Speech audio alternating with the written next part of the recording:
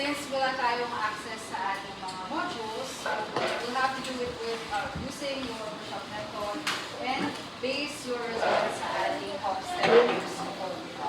So later may ibigay akong form sa inyo with regards to our discussion, with regards to yung ating assessment of your binocular vision patient, which will include yung assessment of a correlation gap. Then what we'll do today is your monocular. First is your monocular estimation method. So ito is different from your PD number 5, but somehow similar. Itong MEM or monocular estimation method is performed to determine patients' accommodative posture while reading, create appropriate words, and help determine the appropriate ear of performance. So ito ay ginagawa at 40 cm, habitual prescription ang lenses and fix natin. So if ever na ang patient natin is not wearing glasses, you don't have to do your 7, provided na hindi naman talaga nasusuot ng celebrity pasyente during the time of testing. So again, illumination is bright, not unlike your reading number 5, kasi nga sinisimulate natin yung normal reading ni patient. Ano ang gagawin ni pasyente? First is for the examiner to instruct the patient to read yung words sa magnetic target. Pwede ba kumakairam ng pasyente? Tsaka si may red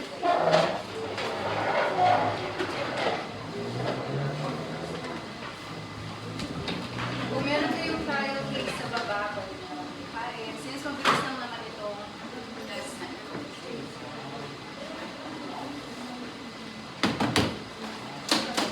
Yung magnetic targets natin will be based on your patient. So yung patient natin ay more into figures, and then figures ang ating ipapakall out. Pwede rin naman na words na yung nasa instruction natin.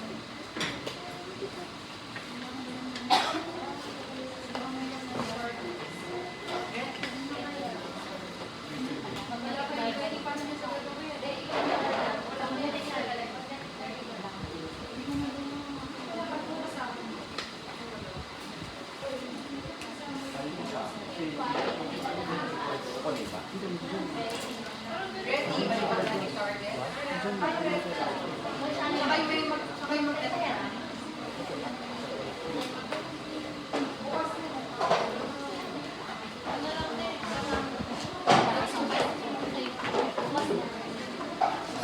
Yun ang purpose ng magnetic targets natin para merong ilan ang patient natin when we do tests like this one.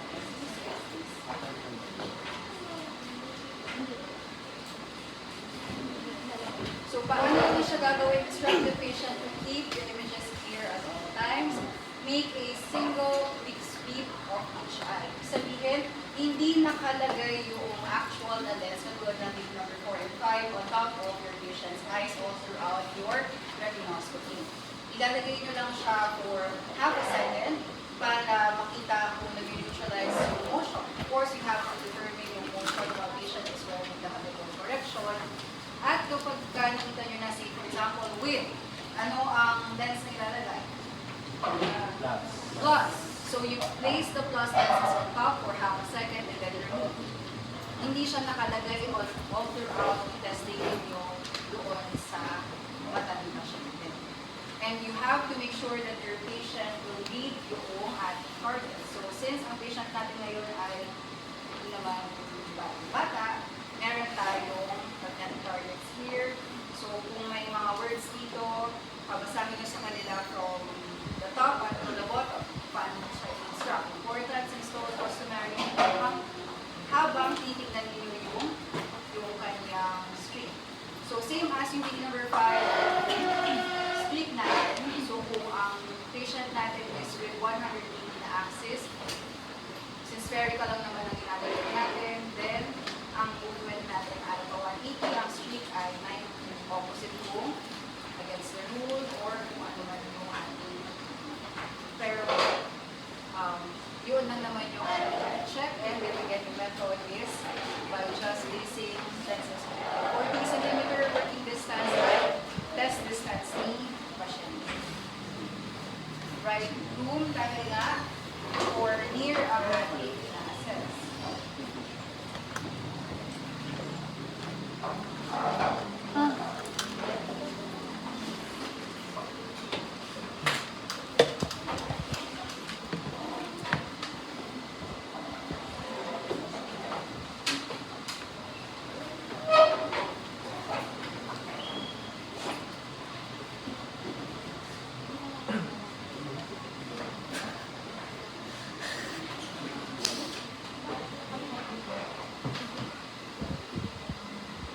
Dancing place ay equal. Recognition, working and test distance is 40 centimeters.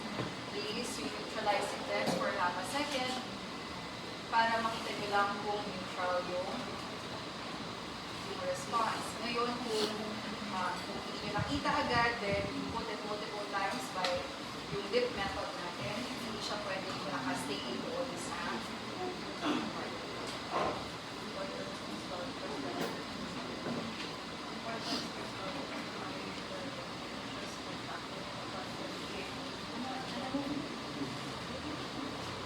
yung bakit mo mababasahin na? So, ginagawa niyo yung pag-place ng lens habang nagbabasa si pasyente yung bag na hindi natin siya mababasahin lahat bago natin siya ilagay. So, tulad niyan, ang patient natin ay, sige, patient, basahin natin dahan-dahan yung words. Isang examiner, hindi siya magsistay lang at so, dapat dip half a second. Neutral ba siya sa plus 25? So, lalagay ko pa ng lens para makita kung saan siya neutral. Again, dip lang yung ating lens. Hindi siya magsistay doon sa harapan ng pasyente.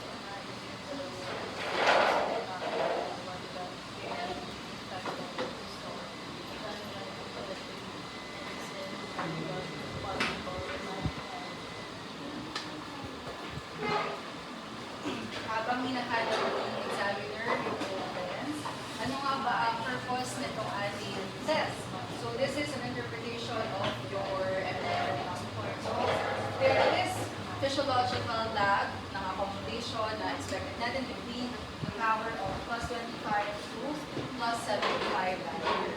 Ngayon, in excess to plus 1 diameter, there is accommodative lag or inadequate accommodative response. Possible na ang cause ng accommodative lag ay over-minus na prescription, uncorrected hyperopia, accommodative insufficiency, ESOL, and poor negative functional urgence. Pero kung nag-minus or kung nagplano ang inyong neutralizing lens, meaning instead of with movement, merong against movement si patient during assessment, initial assessment ng ating reflex.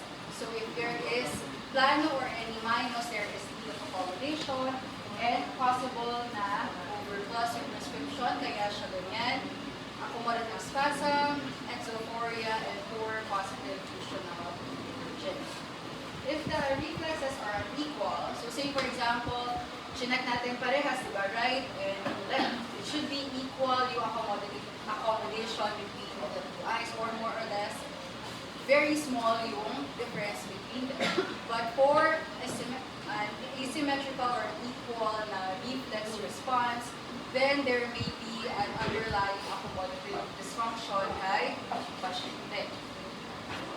Nasaan na tayo? Ano guys? Plus 1.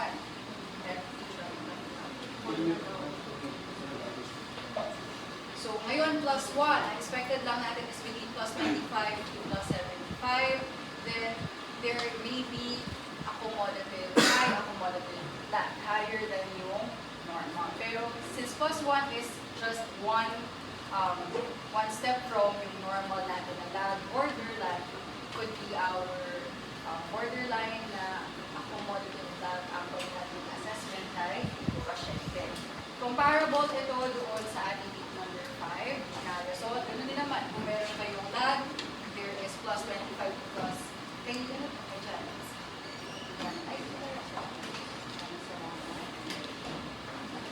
So kung may lag, ganun din, may lead would be 2/5, then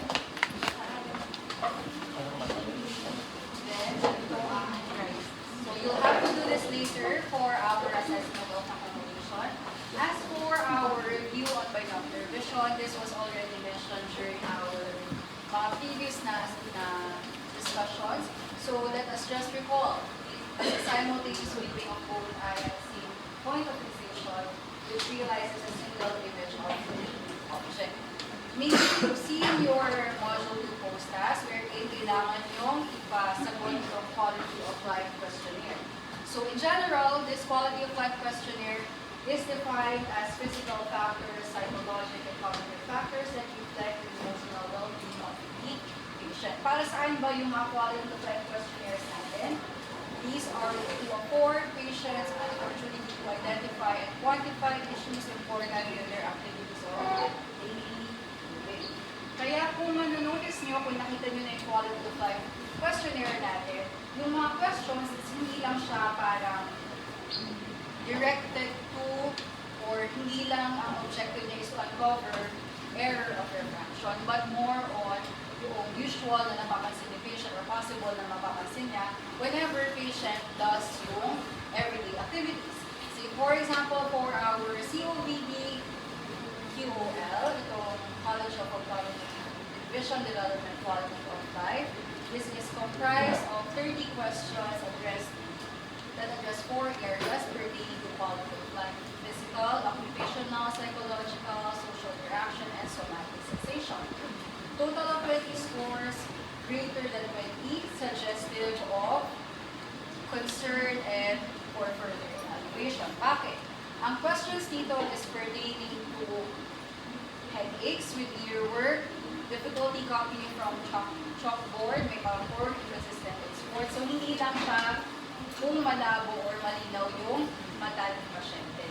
Itong quality of life check, this is given to patients na may behavioral concerns, may traumatic brain injury, maybe in patients na hirap overall sa school. This is preferably used to uncover kung meron nga bang i-report pero hindi na nasasabi ng patient pagka hindi nila ginawa yung quality of life questionnaire. So, paano nga ba natin siya mag-assess? Sabi dito, 20 greater than 20 yung score during yung ating pagsagot for further evaluation. Per question, maaari natin ma-sort kung accommodative by concerning patient, binocular, oculomotor, orientation, or maybe perception yung kanyang problema. Kaya ito is included in your behavioral. Kaya hindi lang din tayo purely for the measurement and assessment of our service cases, but also how it affects yung kanilang daily living. So, dito natin yung elements ng binocular vision. Since ito yung mga topics natin na kailangan natin mag-assess during the course of your patient handling. Simultaneous perception, fusion reflex, and your stereo vision. Yung initial na mga tests will include your binocular readed glasses, wherein you have to see yung cross na light na makikita mo kung perceive yung right and left at the same time kapag inilagay natin yung mga striated lens. So hindi ako masyadong mag-kanagal dito because we'll have to another na test para doon sa simultaneous perception natin. Also for fusion reflex, ito ay ginagawa mostly sa mga non-verbal patients natin, wherein 14 to 15 diameters of prisms ang ilalagay doon sa mata ng patient and to check whether there is reflex upon facing yung ating prisms. For stereopsis, you make use of either your litmus test or your lab test. Of course, if there is poor binocularity, pangit yung oculomotor, pangit yung accommodation, pangit yung convergence, then there is expected na poor na stereopsis. For our second activity for this morning, or this afternoon, we will do our test for simultaneous perception and fusion using your word for log test. This means you're either at 36 cm or at 6 meter. Pero in this case, we'll do it at far and at near. Since maaaring magkaiba yung confusion, yung perception ni patient sa malapit at sa malayo ng pasyente.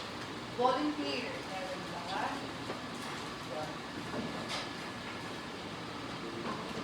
Go na lang. So dito sa word for dot test, you ask your patient to wear patient's habitual correction. At ang alam naman natin yung ating mga filters.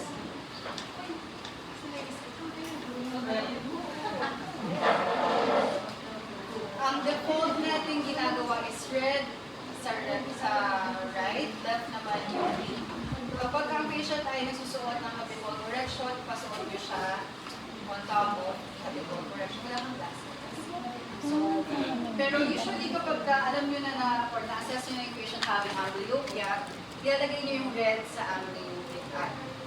Pero since hindi natin pa ma-assess yung patient, red is on the right, pink is on the left. The patient, examiner is 33 cm away from the patient. At ang makita ni patient later ay 4 dots din. Meron tayo ngayon na 1 red, 2 green, at isang white. Ano ang kailangan makita ni patient? Kung siya ay may normal na perception, simultaneous perception, then patient will see 2 greens, 1 red, and 1 na nag-confuse na color na almost pinkish ang appearance. Pero yun yung white light na. But if there is suppression, of course, or there is deviation, maaaring ito ma-change. Masuot na lang yung ating salamin. So ngayon, cover na lang ni patient yung kanyang left eye. Cover your left eye. What do you see? Dito tayo sa estimate lang natin.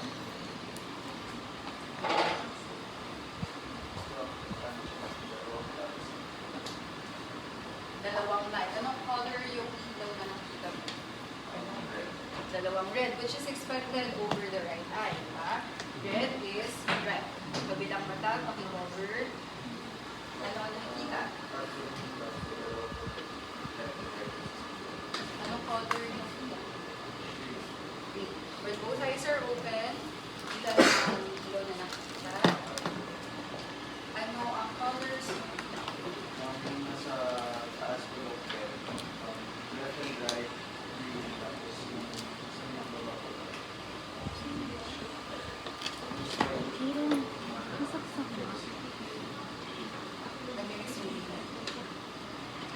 Alam natin na mas malayo, but this is supposed to be farther than... Dito sa table. Ngayon, kapag mas malayo, meron pa mga nasa difference. So parang left and right. So parang may smudge na part. Yung appearance ng color. Can you describe further yung Parang glow na lang siya instead na solid na solid. So kung yung glow na lang ng light na nakita mo, anong colors yung Right ko sa taas, parehas na right and left green, tapos yung sa baba. pero hindi siya as defined as earlier. So basically, it could be pangit yung tingin ni patient sa distance kaya hindi ganun clear yung nakita niya at far. Pero in cases na nakasuot naman habitual correction, patient has normal na perception of our images, then patient will see greens, 1 red, and 1 pero paano kung tayo ay meron patient na may suppression? Since ang patient nakasuot sa kanya yung red at pag nag-suppress yung red, nawawala yung red na nakikita niya. So green lang ang makikita ni patient kapag may OD suppression. In the same way, since he left yung may green na filter, tinakpan natin ito, simulating yung suppression na yan, ang makikita na lang niya ay yung red kung meron siyang left na suppression. Kung meron tayong exotropia, there is cross diplopia, kaya ito ang makikita yung patient. On the left, there is the two reds and then green. So 5 ang makikita yung patient instead of 4. So this is our interpretation of the word for dot, which you will later on test sa inyong mga indication. For the next one, this is on oculomotor function. Yung ating normal na mga test naman consists of your pursuits and our saccades. So doon sa ating motility test, since broad age lang naman yung ginagawa natin, it should be na ang examiner then has a steady hand. Hindi pwede yung examiner mismo yung nanginginig kapag ginagawa itong test kasi talaga mag-jerky ang movement ng mata ni patient. So kung sa examiner pa lang ay hindi na steady yung hand, ganun din yung tingin ni pasyente kapag ina-follow niya yung mga targets na yun. And once you have identified na meron kayong patient na may deviation, especially those with tropia, there is poor muscle control expected sa mga pasyente na yan. Kaya there is possible jerky, and there is possible na over or underaction of muscles. Pero kung patient na wala naman deviation, it is expected din na there is smooth, accurate, full, and extensive na movement during pursuit and saccades. Pero, depende pa rin yan. Of course, there is proper assessment of the motility test, kaya hindi rin tayo doon lang mag-ubig sa expected na results natin. But most of our screenings do not test those yung mga fusion at masteropsis na nabanggit natin kanina. Kaya tayo, we must include it, not because this is part of the requirement, but to make a more thorough na assessment of the patient. So, since sa cover test pa lang, dito pa lang, makita nyo na chorea or tropia kay patient. Dapat, as easy as your cover test, you can uncover kung ano ang state of or ano yung, kung may deviation nga ba ang mata ni patient, and this is done with or without correction. Let us have another volunteer.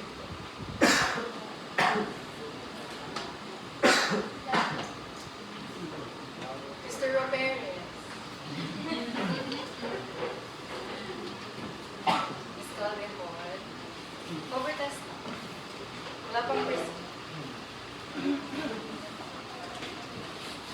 Patient, tapos partner ay examine. Patient.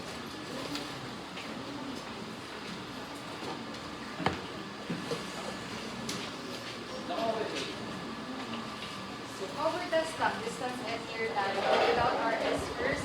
Thank you sa mga kasing. Ano nga ba yung expected value dyan for our cover test? Findings will be based on your recovery. Kaya nga meron tayong table upon occlusion, upon exposure. Kapag mag-cover test tayo, please make sure na nandidissociate na maayos yung image na nakikita ni patient. So, ibig sabihin lang yan, saan ba nakatingin si patient?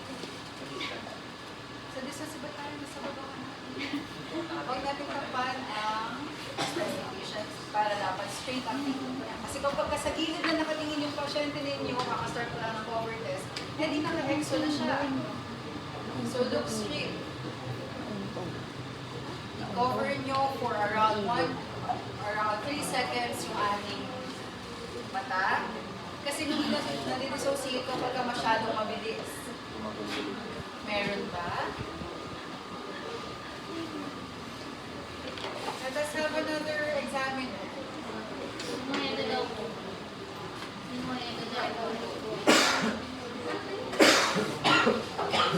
Ortho ang assessment.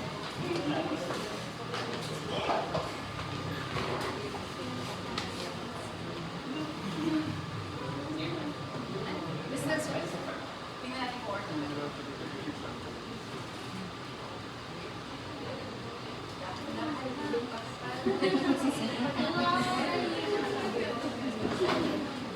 Magpapawin lang segundo. Takpan niyo yung mata. Kinilig si Glyza. Uy, kinikilig si Leo.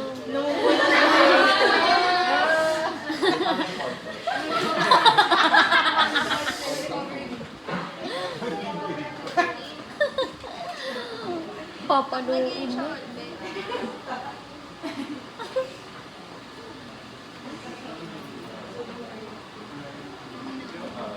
Sana mag-kiss. Let's try near. Near lang.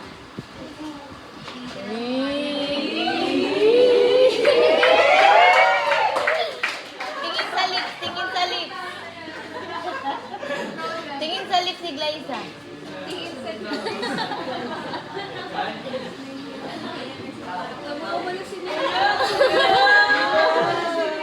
Grabe, namumula na. Sa lips. Anger issues kasi.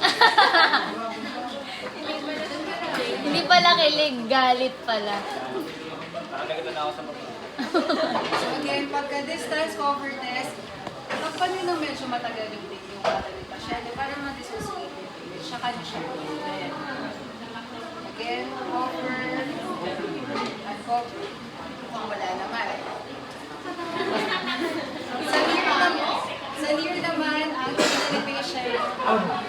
So if you, ang sanay kayo ay tingin lang siya steady towards sa pen or fixation target ninyo. There are instances na pwede niyong galawin yung target at near. So in this case, susundan ng tingin ni patient yung type ng pen.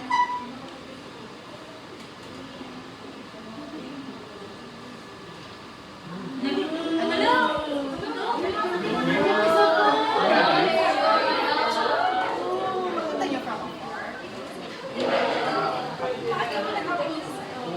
Pressure yata ako. Nagmamantika, ano.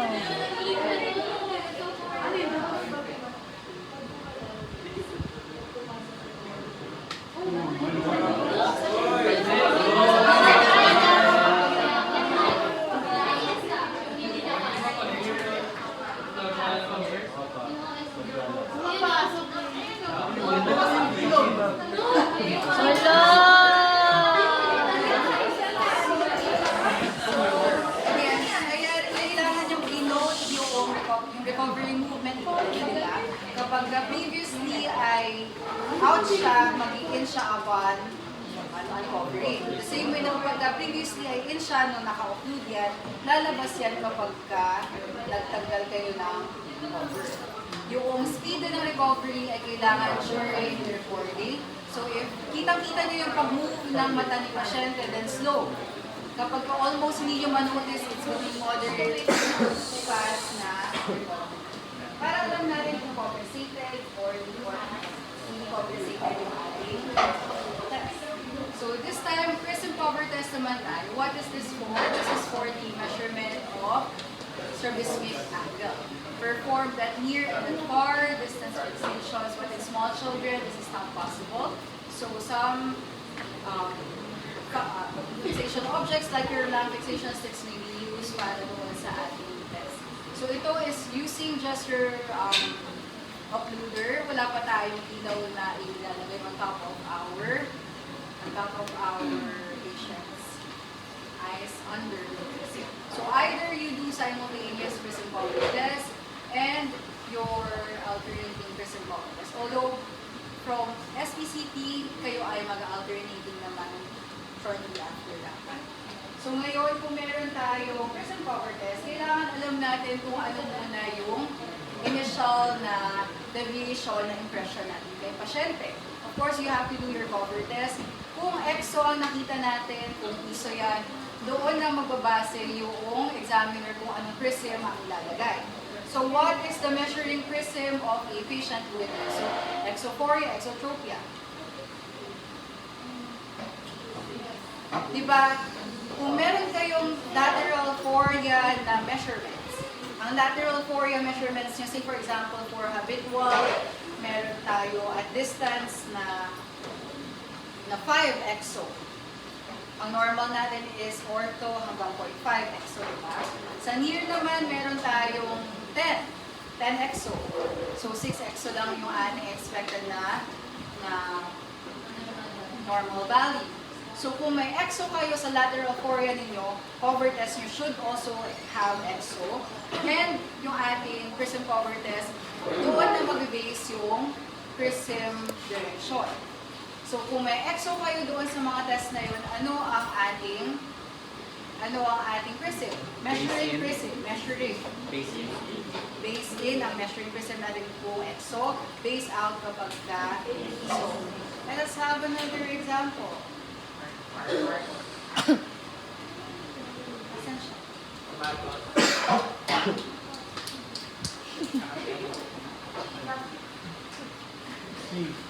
Sina po. Sina.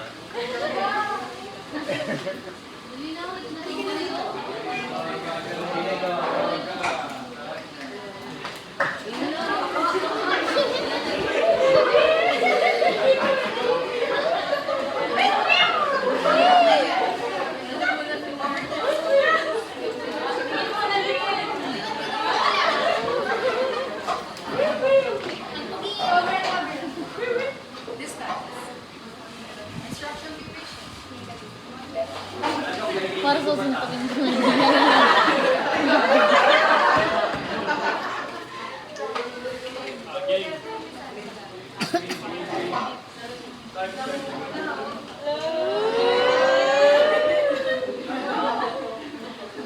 Di makafocus. Kasi nakadali namin.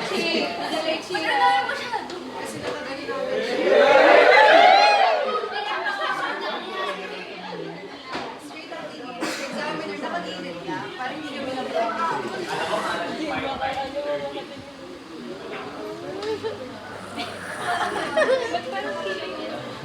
Parang natatain na siya. Clear. Tingin sa lip. O yan ang target nyo. Nang target Lips daw. Lips daw po.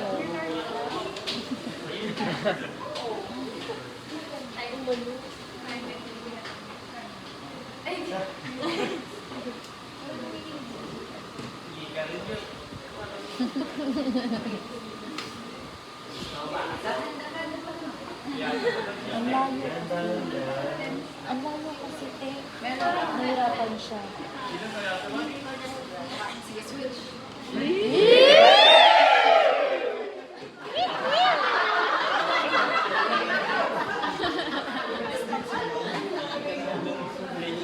Si Ate Anissa pa naman yung...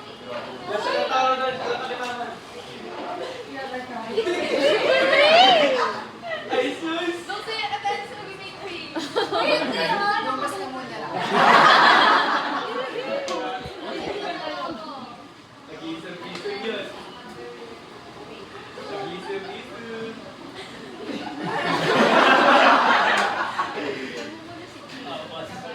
Wala na oh.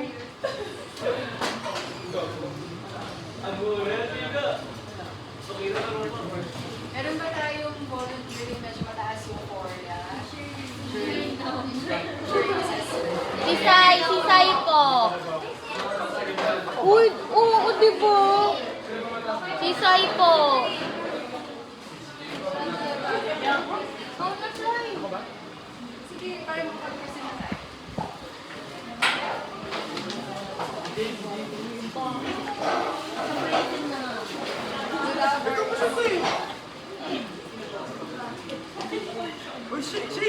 Ako ba? Para ka nagtago sa iyo.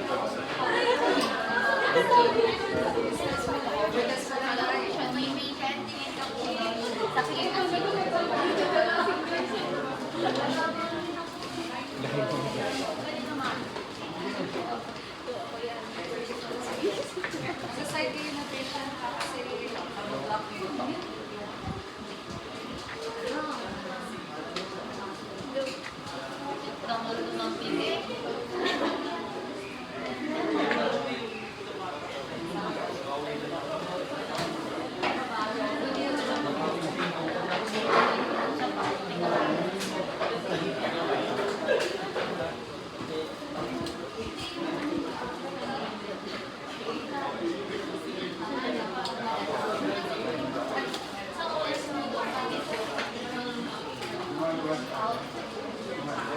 paano siya pinakover? Oo nga, pag in-cover. Anong recovery mo? In or out? Recovery daw, yung tinanggal. So, kung isa siya, ano ang prism direction?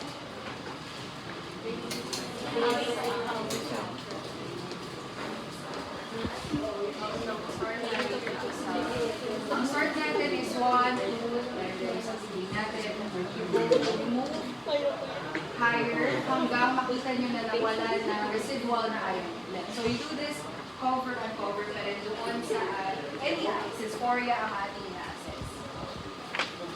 So start tayo sa 1.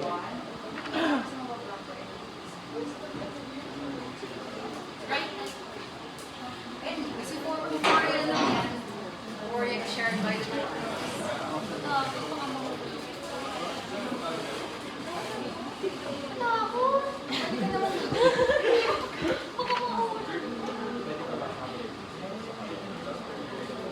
ang goal natin is ma-arrest yung eye movement. Kung mapapansin nyo sa mga patients ninyo sa susunod, parang may parang pipitik siya, mag-out siya or mag-in siya. So ang goal natin is mawala yung movement.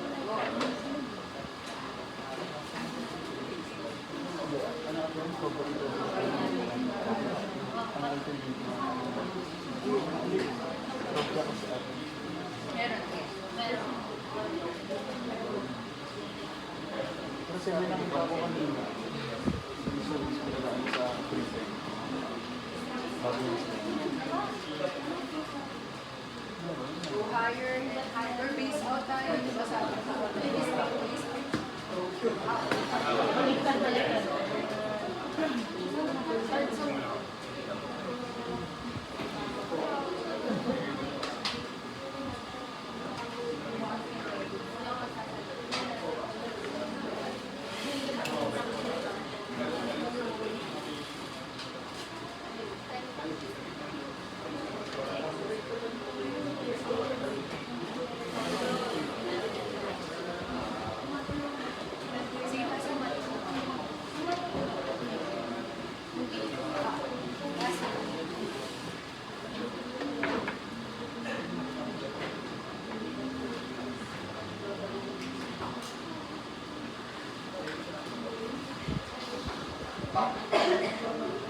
After makuha yung value ng simultaneous prism power test, you do your alternating prism power test with the prism in place na endpoint ninyo from your simultaneous. Ngayon, whatever it is that is yung ating endpoint or yung ating lens na would arrest yung movement ng ating eye, that is the prism strength that you will use as your basis for relieving prisms or therapeutic na prisms na. Ilan? Dito ko wala. Wala. 6. Colonel. Si Alman. 6 ang start natin when we do our alternating. So, right and left hanggang mawala. 6 ang start.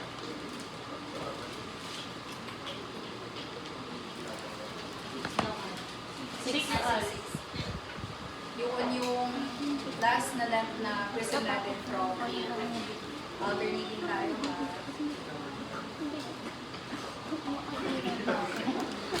Uy! Brahman!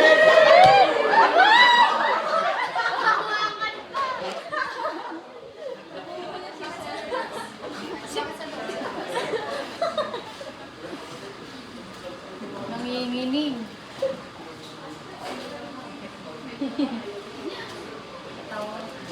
Pag wala namang movement, you can not increase anymore.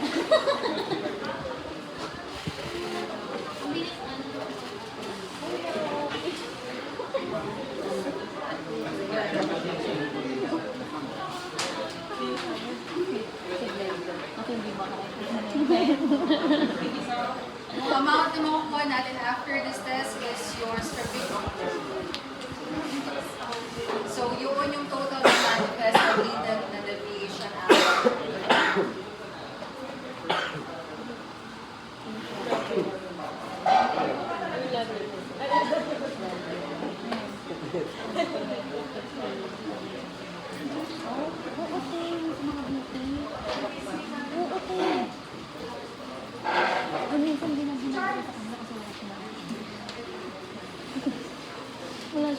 Like, hindi sa kanya nag-deal. Like, ninakas na talaga. Like, sabi niya? Siya nagsabi niya.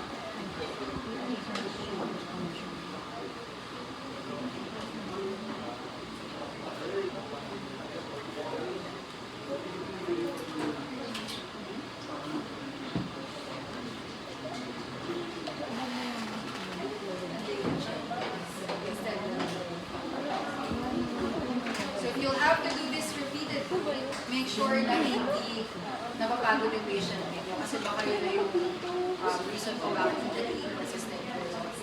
But nevertheless, ano yung last na person na nakita? Nung nag-switch ka from front to other switch. Maraming salamat. So yun ang gagawin nyo for the person cover test. For yung Hirschberg natin, very easy. You will just have to go or nasa another direction ng reflex. So this will be determined by the location of the reflex. Either you have 15, 30, kung nasa pito margin, 45 kapag nasa 3 pito margin and limbus, 90 kapag meron tayo sa limbus na corneal reflex. This is something that you use para ma-identify niyo kung nasaan ba kung ano yung possible na deviation ng patient without doing your cover test. For the Krimsky, this is just using your loose na prisms to determine kung ano yung or para ma-center yung corneal reflex na previously ay eccentric in cases of strabismus. If you have patients with esotropia, then you have a base out prism for your repeated prisms. This is also your conventional prisms you will include sa ating prescription. And let me just do a couple or do one correction. I was informing kay sino ang behavioral? So for your for prescribing prisms, pwede kayo mag-modify ng prism amount, either 1/2 or 1/3, but never to modify yung VD number 7 ninyo na nakuha nyo na prior to including your prism.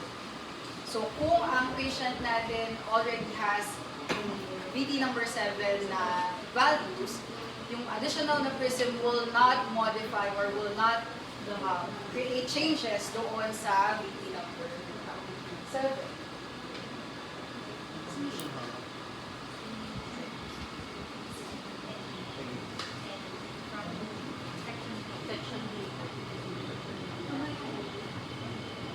So again, for exotropia, you have base in prisms, base down to mental hyper, and base up to mental hypotropia.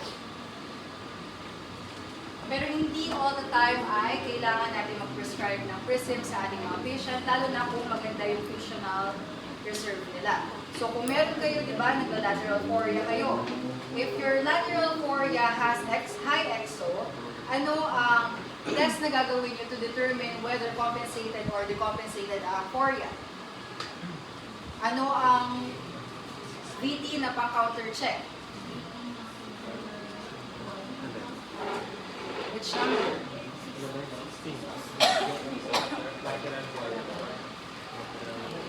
Lateral chorea, may exophoria si patient. Ano ang pang-counter check? 17. Which is?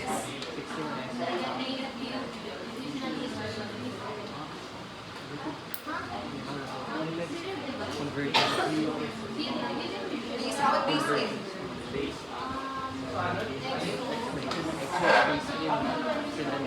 Reserve, we are talking about reserve. So ano ang base out? Base out. So kung mataas ang exophoria ninyo sa inyong habitual and induced or habitual or induced at papunta siya sa exophoria, base out ang i-check yung reserve. Kapag mayroon kayong ISO, base in ang reserve na i-check ninyo. So kung ang patient natin during assessment of yung fusional reserve niya, mababa yung fusional reserve, then you can include your prisms and vision therapy as part of your management. Pero paano kung ang patient natin during assessment kung compensated or decompensated ang FORIA, okay naman yung reserve. Hindi na natin kailangan mag-include ng PRISMs. Maybe we can just do a couple of vision exercises para ma-improve improve further yung reserve niya. So probably no need for PRISMs in cases like that. Kaya hindi lahat ng cases ninyo is for PRISMs. And contrary to what is mentioned sa mga topics na book, pwede pa natin siyang enhance provided na okay yung reserve ng pasyente. So this I will skip. This is similar to your Bagolini's related tendencies. Although with addition of PRISMs, maaari din tayo makapag-measure ng angle of deviation. Pero just to include sa ating short discussion, there are learning-related vision problems that we may overlook. Kaya din tayo nag-quality of life checklist, diba? And kaya rin ang ating mga questions is related to learning. So a poor visual system can lead to poor performance in school. And there are learning-related vision problems, manifestations of deficits in visual efficiency and visual information processing. Kasi nga hindi lang naman visual acuity yung ating basihan para masabi maganda yung vision patient, but also yung iba-iba pang components ng visual system, which is composed of visual integrity, your eye health, your graphic status, normal development of visual system. Usually, sa mga commercial practices, hanggang dito lang yung nag-check natin, visual integrity. Pero it should be that they include visual deficiency, yung pinomotor na condition ng patient, ang motor divergence, and of course, leading to sensory fusion abilities. Pero kung ang patient natin behavioral case, maaaring hindi lang siya simpleng deviation, hindi na siya simpleng EOR, then you might want to identify kung tama, kung okay ba yung visual information processing niya using our workbooks, itong Weird Technical, ETVP, and other tests for our assessment. So, papasadahan lang natin very quick. So, visual perception is the ability to recognize, recall, discriminate, and assess of what we see. And it's composed of several visual skills. So, first is form discrimination. This will be used either or pwede nyo siyang gamitin sa mga patient nyo na may behavioral concerns or di kaya naman sa mga patients na may gusto mag-enhance ng sports na visual skills. So for form discrimination, ability to pick out similarities and differences in size, shape, pattern, form, position, and color. So kung ang ating gusto malaman ay discrimination, ano ang based daw doon sa ating target, ano yung kaparehas niya doon sa selections. For the first sheet, ano ang so for the second one, ano ang similar.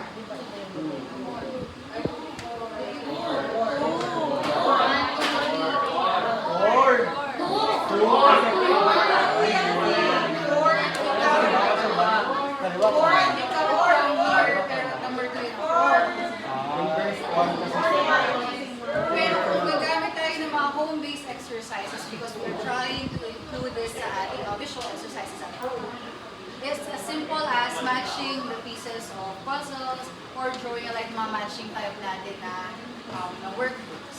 So yan, mga bata natin pasyente na medyo hirap sa form discrimination, you can give yung mga simple na tasks so that hindi naman nila makapansin as tasks.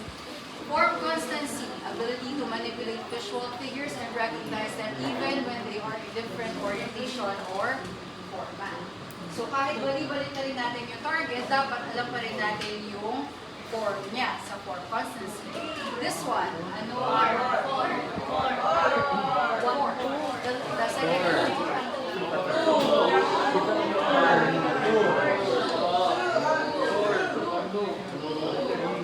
So kapag meron tayong office space or home base, ang gagawin lang natin is to circle or ask the patient to circle yung same na form doon sa initial target. So this is more complex. This is for my guest technical or sa PMI natin. If you are presented with this target, ano ang kaparehas niya. Identify the shapes containing the stimulus. Yeah. Might be bigger, smaller, darker, lighter. Can be more than one that matches the stimulus. Can be more than one.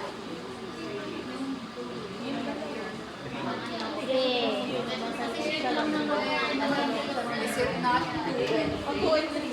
2 and 3 kasi parehas silang may square. Figure ground. Ability to locate a figure or a distinct shape against a distant background. So dito naman, kung meron tayo dito,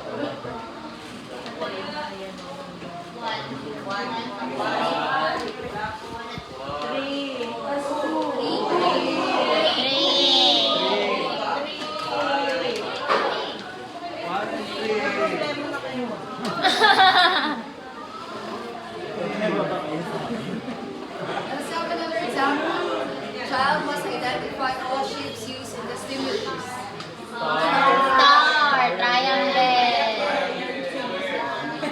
Square.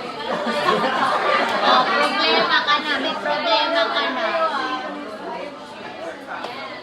Pero kapag gagawin tayo ng space, it's as easy as finding the items na nakaspecify doon sa dami ng mga targets.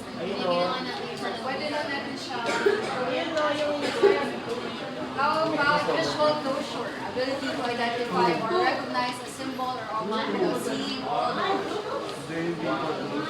One, two, one.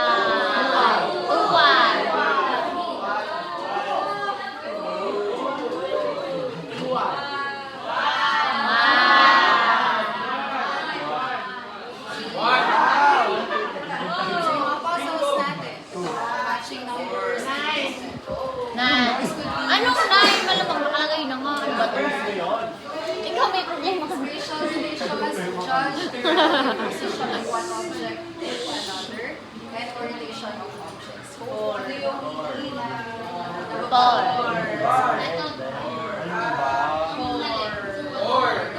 Two and four.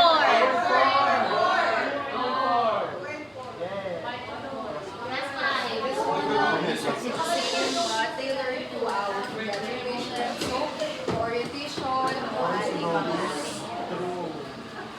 visual memory. Ito may ipapakita sa examiner na specific na sequence. Then kakapasalutin lang para alam nyo kung ano yung next doon sa ating card. Pero since wala sa akin yung initial na card, hindi siya mapapagawa sa inyo.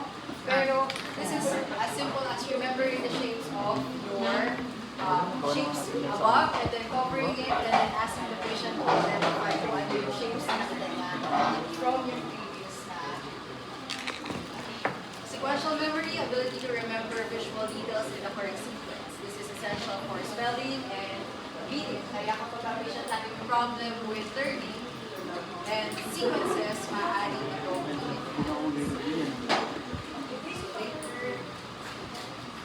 So para lang in addition lang doon sa ating napag-usapan about visual reserve, I have here an example of visual exercise para doon sa ating enhancement of visual reserve.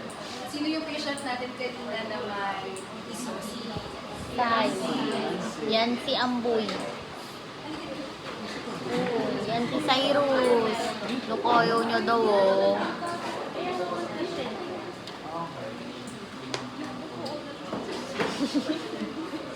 Uy, magupit na ako. Wala. Ay, naganyan ako ng So this is 60. what we call our vectogram. Sa vectogram natin dito, you'll use your lens. Yung ginagamit natin for our stereotype or stereopsis. And ang goal natin is so that to exercise yung visual patient, habang palayo ng palayo yung targets natin, ng points, kailangan makita pa rin niya as views ito. So kahit ganito na siya kalayo, kung maganda yung visual reserve ni patient, kaya niyang makita as single ito target na ito.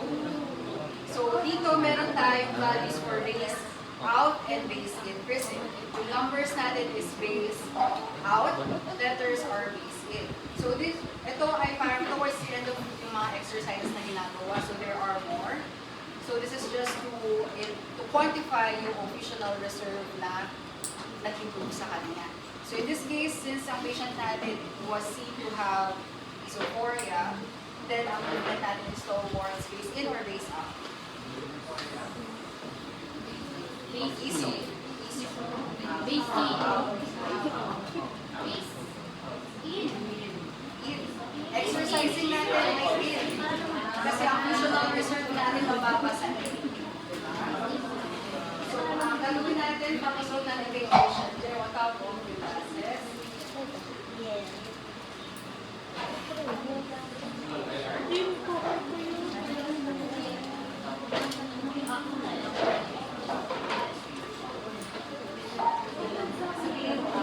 Tingnan natin. Tignan natin kung mag-base din tayo.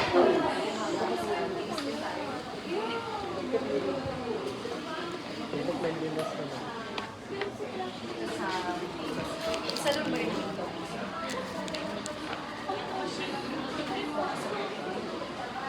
Pwede malapit.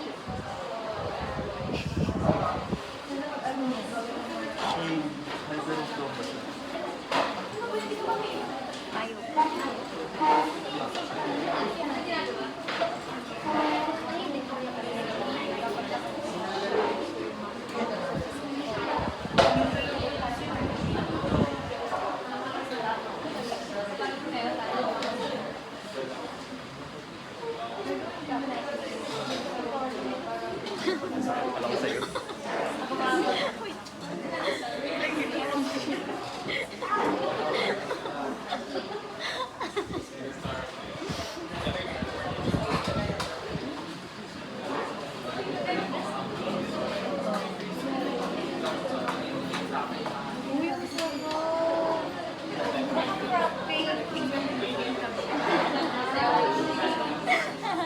So dito, two-base din lang yung kaya niyang use.